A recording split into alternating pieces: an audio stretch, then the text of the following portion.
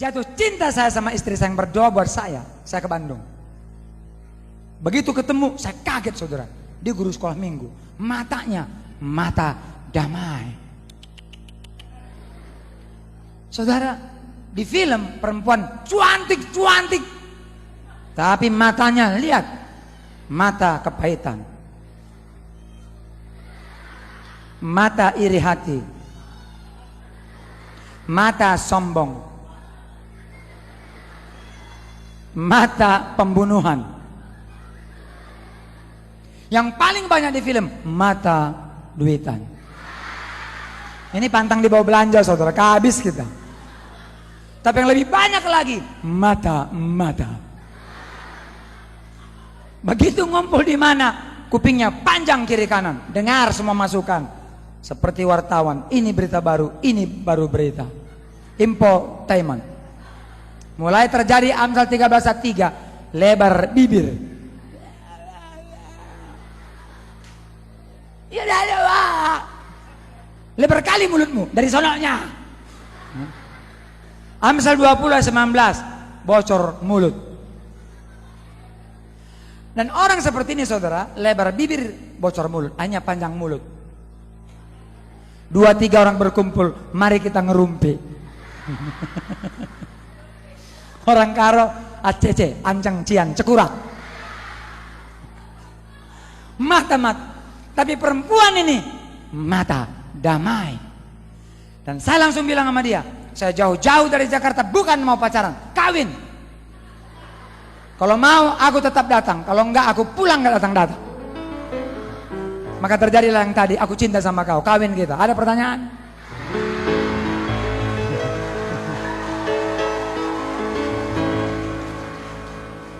Ku kawini dia. Inilah perempuan yang berdoa buat saya. Perempuan yang waktu saya lihat matanya, mata damai. Semua kita diberikan kepekaan membedakan roh. Saudara boleh salaman kira-kira 30 detik, lihat kiri kanan. Saudara lihat matanya, mata apa gerangan dia? Tapi nggak usah ngomong, simpan di sini. Amin. Oke, 30 detik aja. Salam kiri kanan. 1, 2, 3. Lihat matanya, so. Mata apa itu? Mata.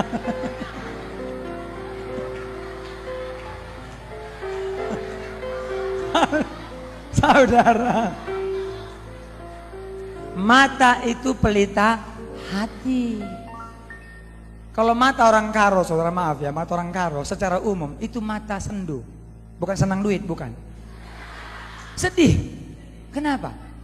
Saya orang karo. Mamaku kalau marah sama aku saudara, bukan pakai marah-marah, nyanyi.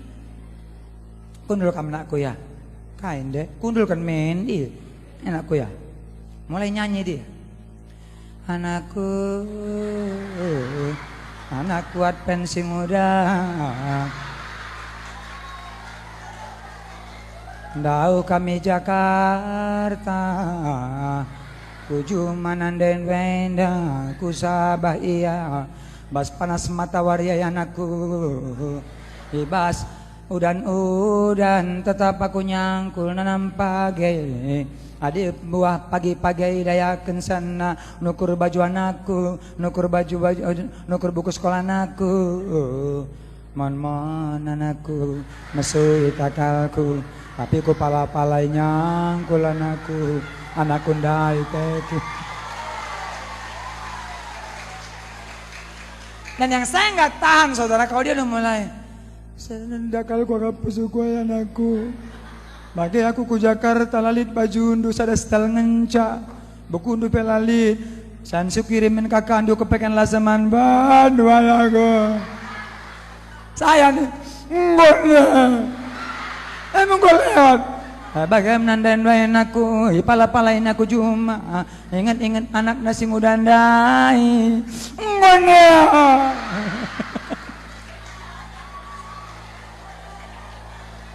saudara, itu orang karo kenapa suka sedih? Karena lagunya itu. Waktu mati mamaku saudara, hampir pingsan. Bukan pingsan, memang pingsan beneran. Dan dulu saya belum mengerti bahwa firman Allah, Ulangan 18 ayat 10 sampai 12, jangan berbicara dengan arwah-arwah. Jangan minta petunjuk kepada orang-orang mati. Orang mati, orang Kristen, rohnya sudah kembali kepada Bapa. Itu hanya tubuh dan jasad saja. Tapi kita galak karo. Bapak sope, go kam lawas, enda kalim bebundung, go daun-daun nari. Bapak sope diam saja.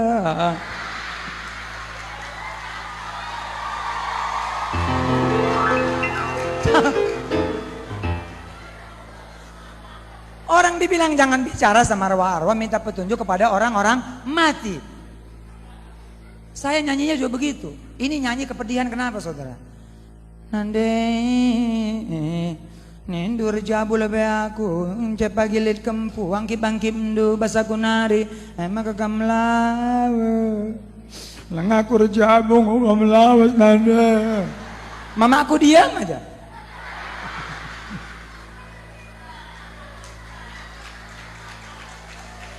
Tapi lihat, begitu nyanyinya mulai berubah. Nandai janji indu sebelum kamate bagi-bagi harta warisan. Apa bagianku nanda?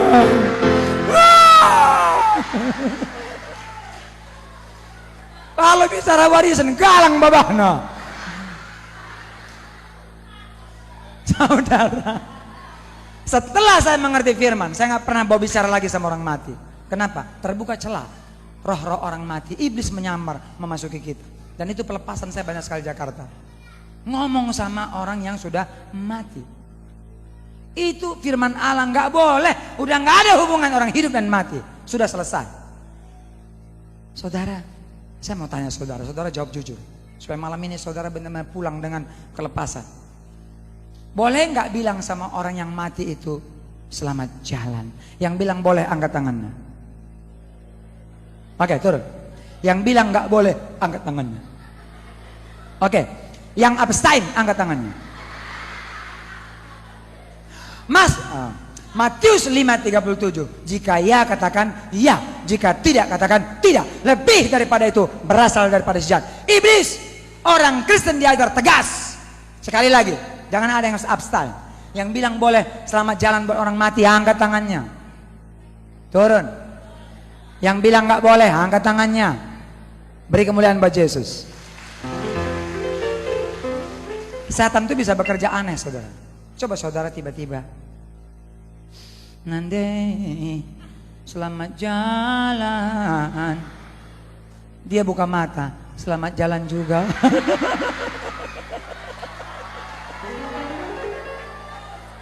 Saudara, Nandai terakhir kali engkau teluari ke mata, buka dage mata dua nandai. Wow! Nandai tangkap lagi tangan kue nandai terakhir kali ditangkapnya. Oh. Saudara, firman Allah bilang tidak boleh berbicara kepada arwah-arwah, minta petunjuk kepada orang-orang mati, karena orang mati itu sudah nggak ada hubungan sama kita. Yang penting kalau mati di dalam Tuhan, berbahagia, wajahnya seperti orang tidur. Tapi yang mati tidak dalam Tuhan, karena apa? Setan yang jemput, bukan malaikat. Saudara, satu kali saya khotbah di UKI, rumah duka, orang Batak meninggal. Yang datang orang Batak semua, bajunya hitam, mukanya hitam, hatinya hitam. Kenapa hatinya hitam? Karena MC-nya saudara orang Gorontalo, namanya Tina, lembut kali suaranya. Bersama malaikat di surga. Ini orang-orang yang hadir kira-kira 500 orang lebih. Ayo dia hula-hula dong, ayo matong, ayo lah, hula. Nggak kedengeran. Saya mulai mikir, kalau saya khotbah bahaya nih, nggak bakal kedengeran. Saya doa firman nggak dengar saudara. Ayo behade, huta doa marah, ini lah, ya kan? Saya langsung bilang, pokoknya yang malam ini tobat, surga kekal selama-lamanya kalau mati tiba-tiba. Kalau yang malam ini nggak tobat juga, mati, masuk neraka. Paket, Afin bangun doi, holo, ayo si buta dari gua hantu itu. Ay matong, ay do, ay pendeta do sanari.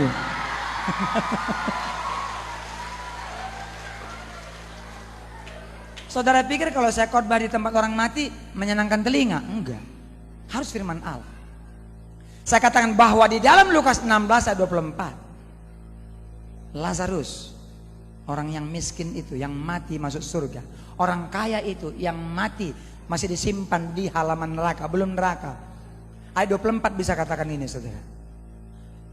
Bapak Abraham, tolong bilang sama Lazarus, celupkan ujung jarinya ke air, masukkan ke mulutku. Aku sangat kepanasan, aku sangat menderita dalam nyala api ini. Enggak mungkin saudara begitu ngomongnya. Wong di sana ada ratap dan kertak gigi. Orang Batak langsung protes. Hei pendeta, waktu opungku mati, udah ompong dia. Nanti di sana disediakan gigi baru. Saudara, di sana disiksa siang dan malam tidak henti-hentinya. Dan saya percaya di neraka itu ada 5 teriakan. Aduh, tolong, panas, ampun, sakit. Begitu di neraka itu. Mana mungkin dengan aduh, tolong, ampun, sakit, panas, nas, melas, mohop, sumo. Enggak.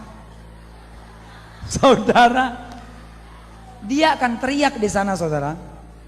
Ada ratap dan kertak gigi. Aduh, tolong!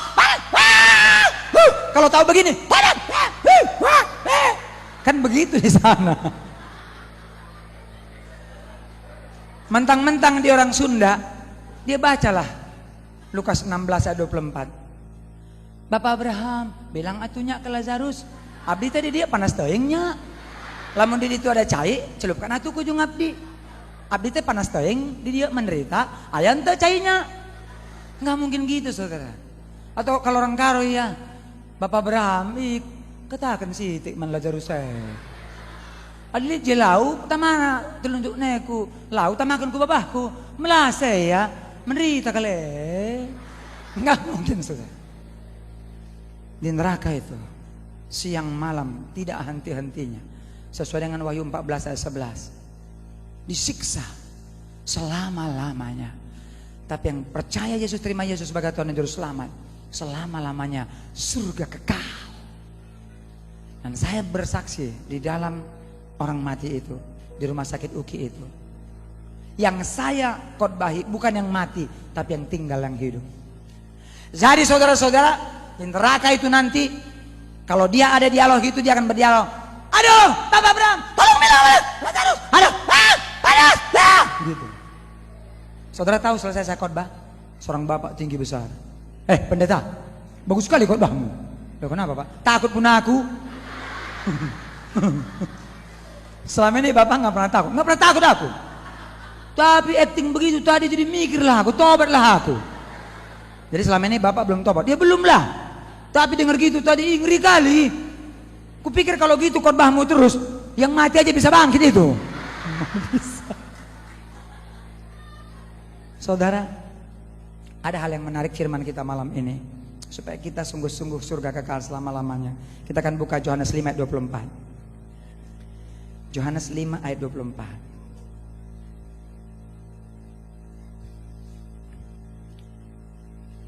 Satu, dua, tiga. Aku berkata kepadamu, sesungguhnya barang siapa mendengar perkataanku dan percaya kepada Dia yang mengutus aku, ia mempunyai hidup yang kekal dan tidak turut dihukum, sebab ia sudah pindah dari dalam maut ke dalam hidup.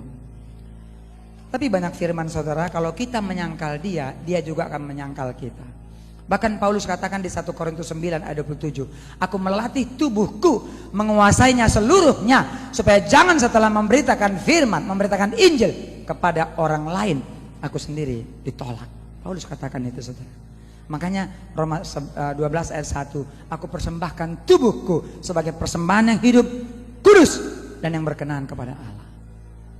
Ujung rambut sampai telapak kaki ini kudus. Kita terima Yesus anaknya sebagai Tuhan dan Juru Selamat, percaya, ikuti perkataannya, pindah dari maut ke dalam hidup. Tapi coba kita lihat 2 ayat, 1 Yohanes 3 ayat 14 dan 15. Kita akan lihat ayat ini saudara.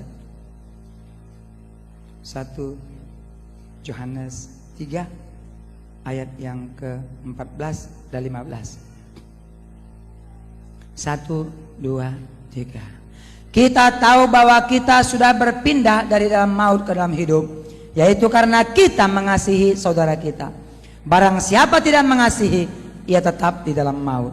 Setiap orang yang membenci saudaranya adalah seorang pembunuh manusia.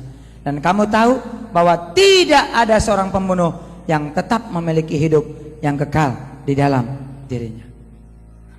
Tadi kita lihat pengajaran di dalam Yohanes 5:24 sudah berpindah dari maut ke dalam hidup. Tapi 1 Yohanes 3:14, barang siapa yang tidak mengasihi, ia tetap di dalam maut. Saya nggak berani rubah firman ini saudara. Hati-hati. Kenapa? Karena semua pembenci adalah pembunuh manusia. Dan pembunuh manusia tidak ada hidup kekal dalam dirinya. Malam ini yang penting buat kita ayat yang ke-16 ya saudara. 1, 2, 3. Demikianlah kita ketahui kasih Kristus, yaitu bahwa ia telah menyerahkan nyawanya untuk kita. Jadi kita pun wajib menyerahkan nyawa kita untuk saudara-saudara kita. Yesus terlebih dahulu mengasihi saudara-saudara. Yesus terlebih dahulu berdamai dengan saudara-saudara. Yesus terlebih dahulu mengampuni saudara-saudara. Yesus terlebih dahulu melayani saudara-saudara. Dia sekarang ada di surga. Tetap berdoa buat saudara-saudara. Yang mau luar biasa, yang nggak mau lewat. Karena Allah sangat menghargai kehendak bebas. Tapi ketika kita tidak bisa laksanakannya, ayat yang 16 ini saudara, hati-hati. Saya dan saudara sudah diampuni. Dosa semerah kirmiji bisa putih seperti salju. Sudah selesai. Tapi lihat, Yesus serahkan nyawanya bagi saya dan saudara. Dan dia juga mau saya, saudara-saudara, menyerahkan nyawa buat saudara-saudara yang lain. Saudara boleh salam kiri kanan dan katakan begini, aku juga mau menyerahkan nyawaku buatmu. Salam saudara. Aku juga mau menyerahkan nyawa buatmu. Amin. Padahal saudara udah ngomong malam ini tuh firman saudara. Ini enggak? Aku sedap gua pusuk gua getem ya. Berneng tuh gulang. Saudara siap serahkan nyawa, tersinggung aja nggak mau, hati-hati saudara. Firman ini, firman yang hidup. Saya akan bicara buat saudara malam ini 2 ayat saja, dan 2 ayat ini akan menggugah saudara-saudara. Saya suka bolak-balik firman saudara. Seorang marga Tobing, pendeta, ini ada bisnisku sudah 5 tahun nggak gol-gol. Jadi banyak kali lah, apa sih masalahnya kok nggak gol-gol? Dia mulai cerita. Dari inti cerita dia saya tangkap 2 ayat saja saudara.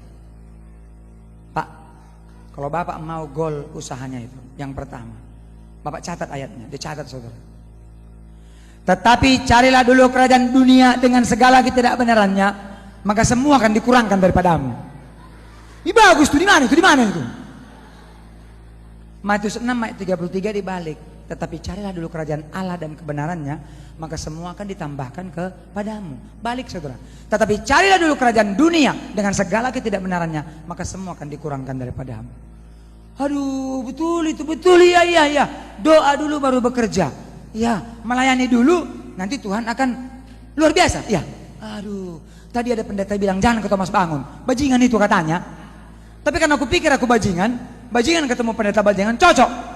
Makanya firmanmu cocok kali. Aduh, betul itu. Yang kedua pendeta. Yang kedua, 1 Petrus 3:7. Hormati istri. Teman pewaris hidupmu, kasihi dia. Karena kalau tidak demikian, doamu terhalang. Ya tapi gimana, istriku cerewet kali. Loh, sekarang mau apa? Mau jadi pelaku firman enggak? Betul juga, pantas lah enggak gol-gol ya. Ku tampar terus istriku. Enggak lama saudara, 2 bulan kemudian didatangin saya. Pendeta, bagus sekali tuh firman, yang 2 itu kulakukan. Gol bisnisku. Gol saudara. Makanya laki-laki yang tidak pernah menghormati istrinya, enggak mengasihi istrinya. Lihat saudara, Semua doanya terhalang. Bikin ini gagal. Bikin ini gagal. Ya. Tapi istri juga, Efesus 5:24, tunduklah kepada suamimu seperti jemaat tunduk kepada Kristus dalam segala sesuatu. Saudara, firman itu selalu bicaranya pribadi lepas pribadi, bukan buat orang lain, buat diri sendiri lakukan. Dan Bapak itu goal bisnisnya. Saudara, hanya saya mau cerita, ketika anak saya Faber dalam perut, saya dengan istri saya suka berantem, belum tobat. Anak ini dalam kandungan, anak itu dibentuk dalam kandungan. Jadi mau apa kamu? Anak dalam perut ini, dudung. Saudara jangan heran kalau anak saudara lahir pemberontak, penolakan, ngelawan, itu karena suka berantem. Anak ini pintar cerdas, iya, karena kami doakan pintar cerdas 10 kali dari anak-anak biasa. Tapi sifatnya saudara lihat, dari pagi sampai sore, mau saudara mukanya begini sama istriku. Saya tahan karena saya mau dipimpin oleh Roh Kudus, nggak tahan. 5:30 sampai 6:30 setan bekerja. Pada waktu metabolisme tubuh kita turun, kegiatan 5:30, 6:30 lemah saudara. Makanya perhatikan suami istri suka berantem jam berapa? 5:30, 6:30. Disitulah setan bekerja. Sadarlah dan berjaga-jagalah. Saudara, saya tahan sampai jam 5, saya tahan. Tapi lihat, 5:30 nggak kuat. Aku panggil anakku, Febo, sini. Dari tadi bapak tahan. Mukanya begitu. Saya ambil sapu. Saya juga pukul cari tempat yang empuk di betis. Sapunya agak gede, tapi bukan yang bagian gagang. Aku pukul kakinya sekuat tenaga. Bah! Bapak nggak mau lihat lagi. Dari pagi bapak tahan. Begitu aja. Lain kali bapak, saya balik itu sapu, saya hajar ke tembok. Bapak pukul kepalanya seperti ini. Sedikit banyak dulu siksaan kepada aku itu masih ada dasar-dasarnya saudara. Karena belum pelepasan total. Waktu dia nyanyi bait kedua, saya masuk ke kamar, aku ikut nyanyi, duet kami. Satu perkara yang kusimpan dalam hati. Seperti film India, dia pandang aku, ku pandang dia. Tiada sesuatu kan terjadi tanpa Allah peduli apa sakit. Ya udah nakku, makanya jangan nakal. Kami mesti nyanyi. Allah mengerti, Allah peduli segala persoalan yang kita hadapi. Tak akan pernah dibiarkannya. Ku bergumul sendiri sebab Allah peduli. Jangan nakal lagi nakku ya. Iya Pak, tapi sakit sekali Pak. Iya nakku.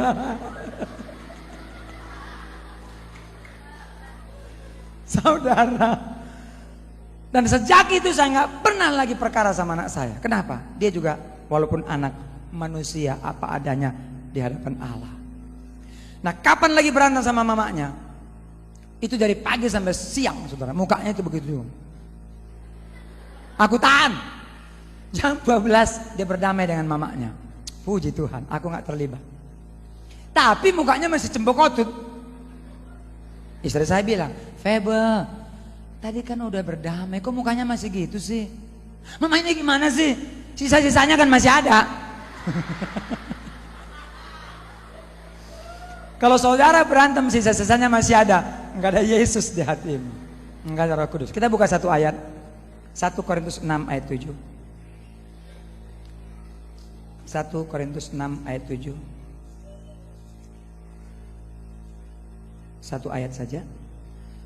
1 Korintus 6 ayat 7. 1, 2, 3. Adanya saja perkara di antara kamu yang seorang terhadap yang lain telah merupakan kekalahan bagi kamu. Mengapa kamu tidak lebih suka menderita ketidakadilan?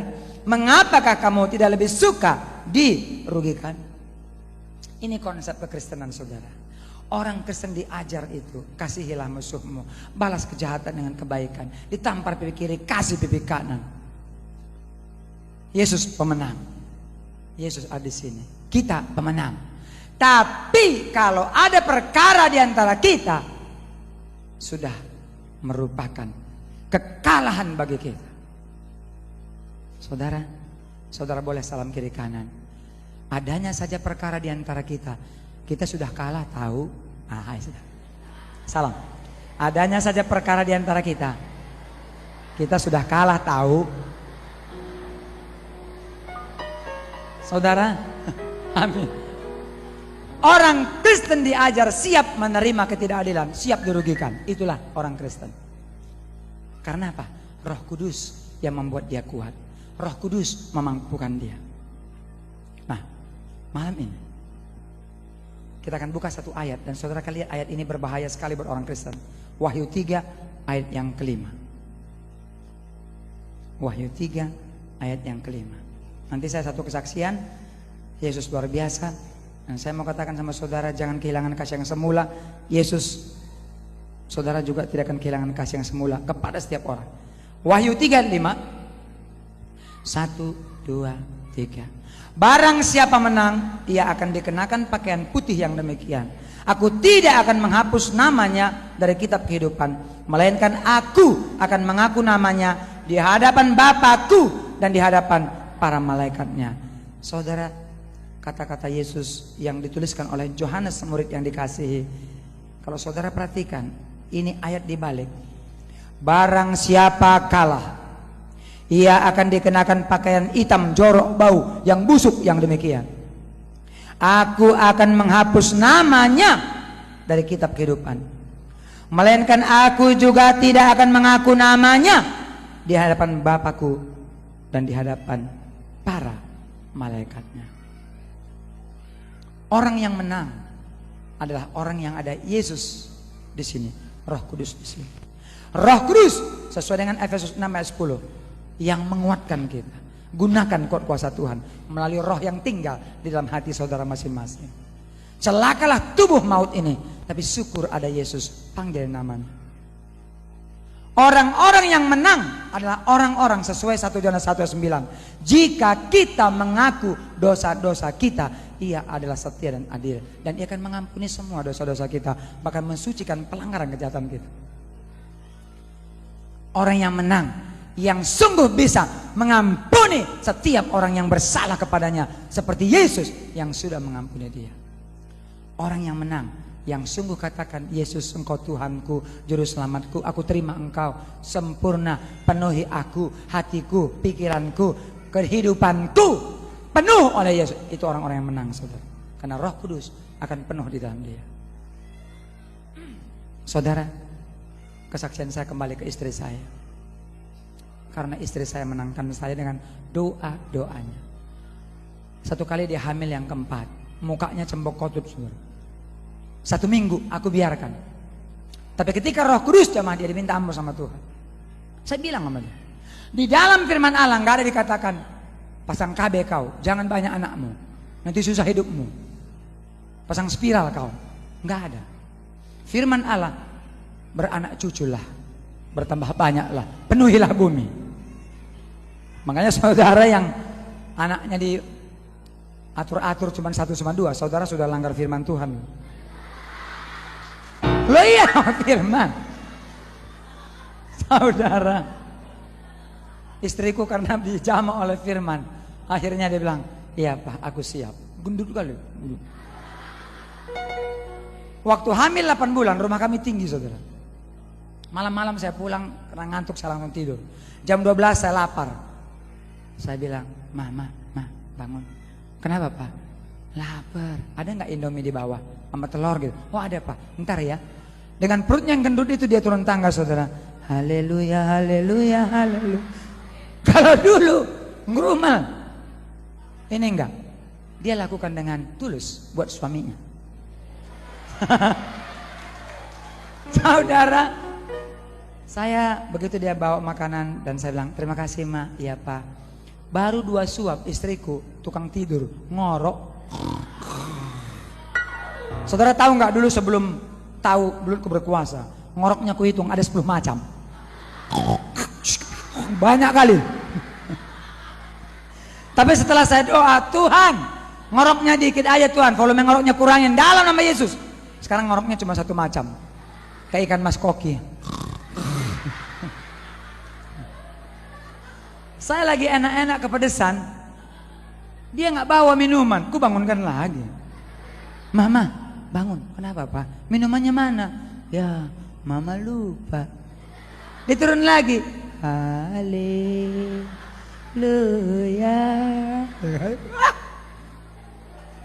Saudara, dia naik, dia kasih minuman. Terima kasih Maya. Iya. Lagi ngobrol, udah ngorok lagi.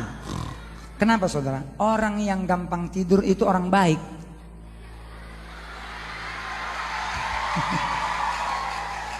Loh, saudara coba lihat 1 ayat saja. Amsal 4 ayat 16. Saya nggak bohong saudara, ini firman. Amsal 4 ayat 16. Orang yang sudah tidur banyak kali pikirannya. Saudara malam ini harus gampang tidur semua, amin.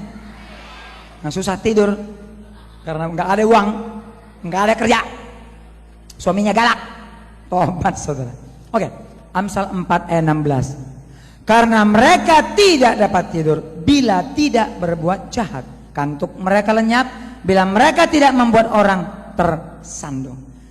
Saudara, firman ini, kalau di sini banyak rekayasa jahat, susah tidurnya. Orang yang terus hobi nonton VCD porno, susah tidurnya. Makanya malam ini saudara yang punya VCD porno, supaya gampang tidur, bakar, amin. Ih, banyak kali yang amin. Enggak, maksudnya kalau nggak punya jangan amin. Ini buat yang punya aja. Oke, yang punya VCD porno malam ini, supaya engkau betul-betul luar biasa di mata Tuhan, bakar, amin. Ih, banyak juga.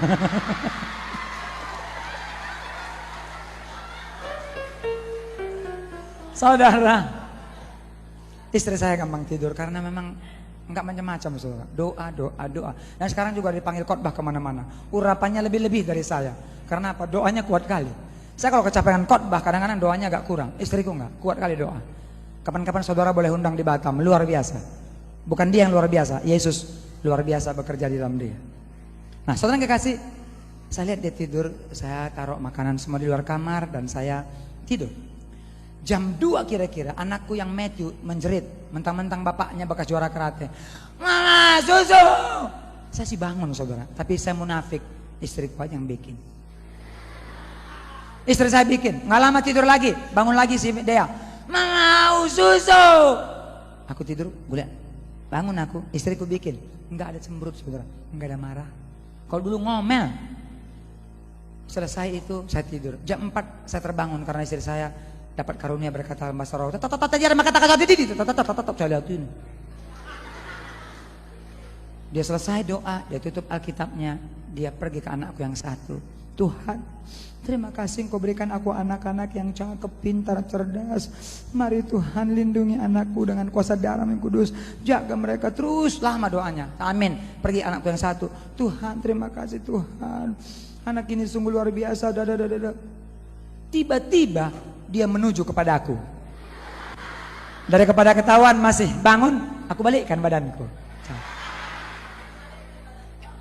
Saudara, didoakannya juga suaminya. Dia tempel begini, Tuhan, terima kasih. Kau berikan aku suami yang tidak sempurna. Tidak sempurna.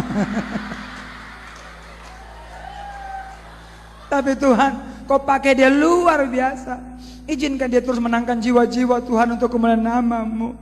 Berikan urapan-Mu Tuhan. Bahkan urapan yang ada di dalamku juga pindahkan ke dia Tuhan. Aku mengasihi suamiku, aku sayang dia.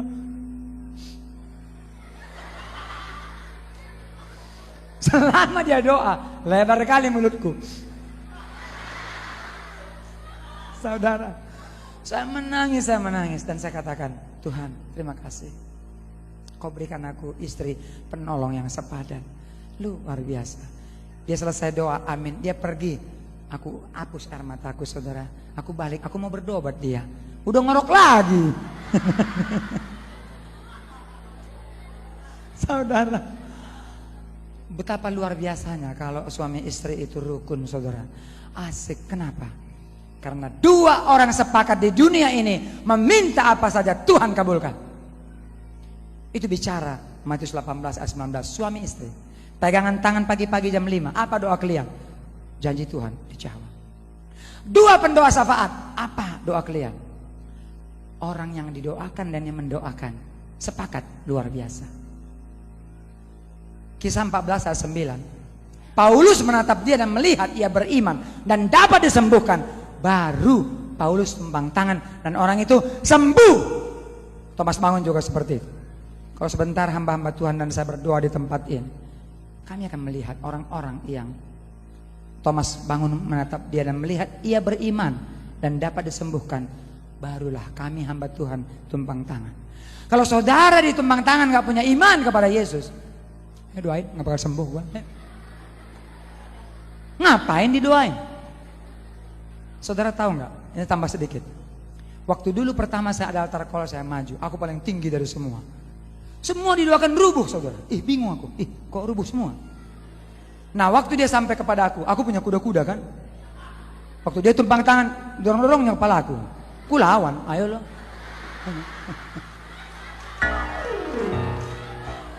Nggak jatuh-jatuh. Tapi makin dua kuat didorongnya, nggak enak aku. Waktu dorongnya lagi, ku jatuhkan diriku.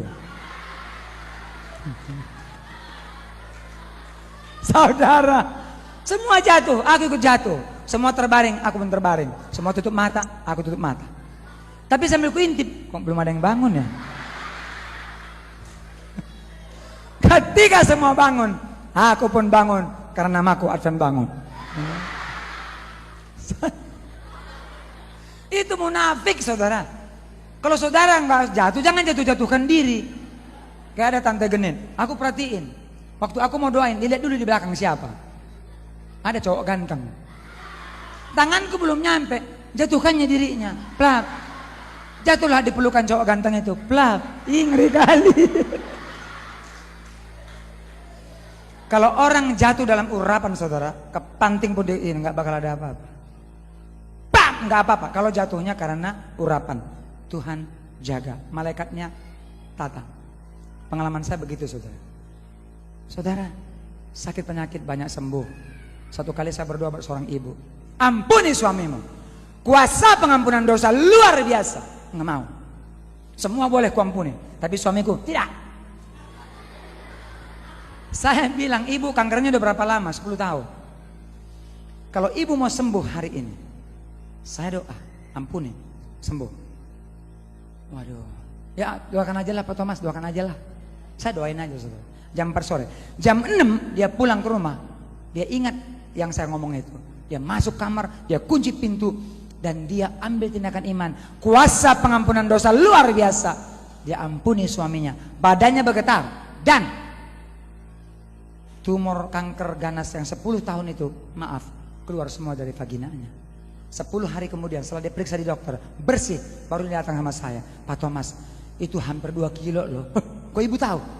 Aku kan suka beli daging, Pak Thomas. Keluar semua. Nah, buat saya, saudara, saudara ingat ini. Setiap dosa sesuai dengan Mazmur 107 ayat 17 itu bikin sakit penyakit. Kenapa? Darah Yesus, bilur-bilur Yesus sempurna menyembuhkan saya dan saudara. Ujung rambut sampai telapak kaki, kepalanya mahkota duri, darah tercurah. Kakinya dipakukan, darah tercurah.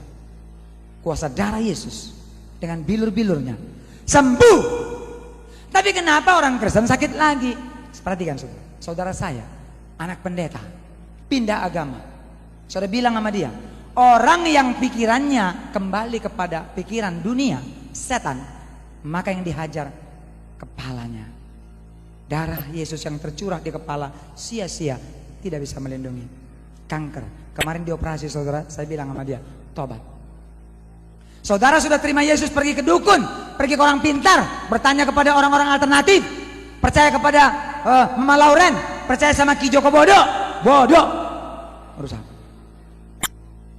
Saudara perhatikan, kalau mulutmu ngerumpi terus, ngejelekin, fitnah, sariawan setahun gak sembuh-sembuh. Mulut Yesus ditonjokin saudara, supaya saudara mulutnya dipakai bersempurna, luar biasa. Kakek-kakek udah bau tanah, hobinya melangkah kemana saudara? Diskotik, makan ekstasi, dan mulai goyang-goyang. Udah bau tanah, kakinya dihajar, bengkok saudara. Tangannya sudah punya istri, main piano ke istri orang lain. Tangannya dihajar. Suami seperti ini bahaya saudara. Jalan sama istri, di sana cewek itu main mata, dia istrinya nggak lihat, dia main mata juga, dua mata. Ini ABC, aligator, buaya, krokodil. Saudara, kalau perempuan banyak sakit di bagian mana saudara? Depan sini, lambung Yesus ditusuk. Kepahitan, segat kalteku ya, mesu ya, sedang ting kanker payudara, ting kanker hati, ting kista, ting miom, ting mah, usus buntu, rusak semua di sini. Makanya orang Kristen itu memang bener nggak boleh ada perkara saudara. Karena apa? Tempat-tempat yang tidak bertobat, setan bisa hajar. Matamu nonton VCD porno terus, ding ding ding ding ding ding. Matamu tiba-tiba, rumahku di mana ya? Saya tiba-tiba ingat Inul. Dia tanya sama seorang bos, bos, kata orang aku goyangan ngebornya gimana? Terlalu ngehot ya? Bapak itu bilang, ya berbahagialah Inul. Maksudnya gimana? Ngomong dong. Aku ini gimana sih? Ya berbahagialah mereka yang tidak melihat namun percaya. Dia tahu firman saudara. Saudara, bagian mana di tubuhmu berdosa itu yang diajar setan. Tapi perlindungan darah Yesus, bilur-bilur Yesus sempurna. Perhatikan penyakitmu. Kalau itu memang pada posisi, ya kan, kanker payudara, tumor, ya kan? Ting ting ting ting ting. Tapi laki-laki yang ABC, Wahyu 2, 20-23, yang punya will, wanita idaman lain di luar istrinya, firman Allah berkata, akan dilemparkan ke atas ranjang orang sakit.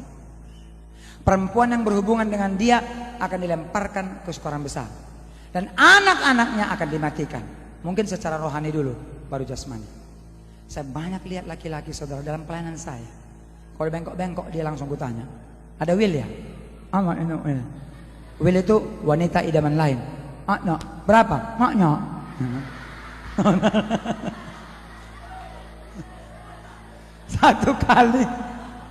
Satu kali di Cawang tempat saya koordinator, itu bapak itu udah bengkok. Kemarin masih bangkit, serukan nama Yesus, ya kan? Datang lo udah main saudara. Nah, salam. Kenapa ini? Ya kami mak mendadak mah, koyo nu ayat nu mendinga, saya banyak nu. Jadi sekarang begini. Makanya tobat dong. Sekarang mau tobat benar-benar mau tobat, ya kan? Saudara. Orang seperti ini malam ini ingat saudara, laki-laki yang suka nakal, otaknya diputar setengah senti aja sama Tuhan. Plek, yang kok semua. Dan kemana-mana bawa rantang. Buat apa saudara? Tampung air liur, meleleh terus. Air liur burung walet 18 juta 1 kilo.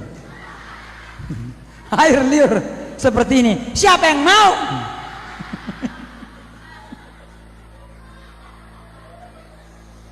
Makanya malam ini tobat saudara. Saudara mengaku dosa, ambil tindakan komitmen, aku mau berubah. Dan jangan ada perkara dengan siapapun, seperti Yesus tidak mau berperkara dengan kita. Dia tidak pernah lalai dengan janjinya, walaupun orang banyak menganggapnya sebagai satu kelalaian, tapi dia sabar menunggu supaya semua orang berbalik dan bertobat. Karena Tuhan tidak mau ada yang binasa. Keputusan di tangan saudara.